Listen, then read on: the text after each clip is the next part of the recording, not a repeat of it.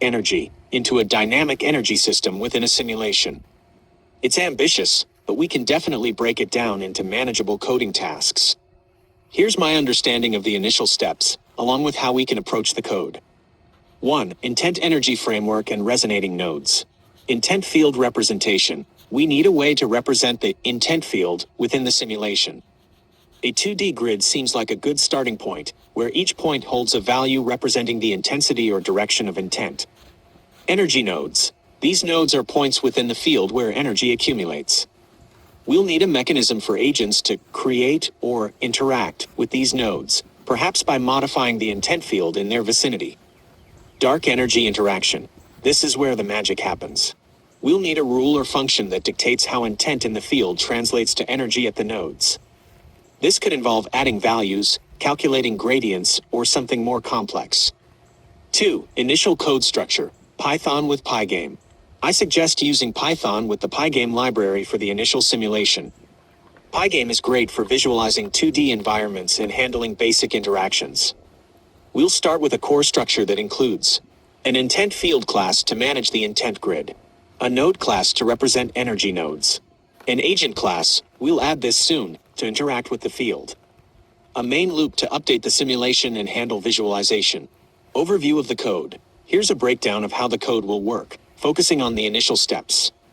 1. Initialization. Create the intent field, a 2D list, initialize a list to hold node objects, set up the Pygame screen. 2. Intent field update. Each frame, the intent field is updated. This could involve random fluctuations, diffusion, or influence from agents. 3. Node creation, interaction. Agents, which we'll add later, will have methods to modify the intent field, effectively creating or interacting with nodes. The energy at a node is calculated based on the surrounding intent field values. 4. Visualization. Pygame draws the intent field, perhaps as a color gradient, and the node objects. 5. Main loop. The loop continues, updating the field, nodes, and display. Let's start with the code for the intent field and node. Explanation. Intent field class. Init creates the 2D list, self, field, and sets an initial fluctuation rate. Update adds random noise to the field and clamps values. Visualize draws the field as grayscale. We'll make this more interesting later. Modify allows external forces, like agents, to change the field. Get_value safely retrieves a value from the field, handling boundary conditions. Node class. Init stores the node's position and initializes energy. Calculate_energy. This is a placeholder.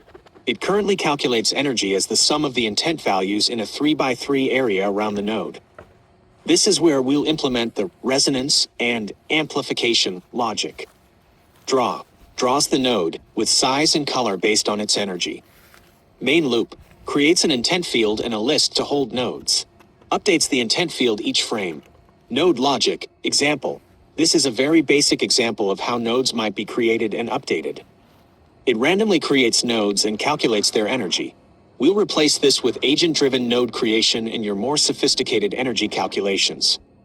Drawing clears the screen, draws the intent field, and draws the nodes. Next steps. 1. Agent class. We need to create agents that can interact with the intent field and modify nodes. 2. Resonance and amplification. We'll replace the placeholder calculate_energy in the node class with code that simulates resonance and energy amplification. This is the core of your Nexus energy creation concept.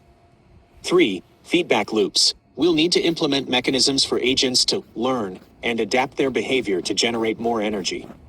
4. Dynamic energy redistribution. We'll add functionality for agents to transfer energy between nodes. Are you ready to move on to the agent class and start thinking about how to model resonance? Let me know if you have any questions about this initial code.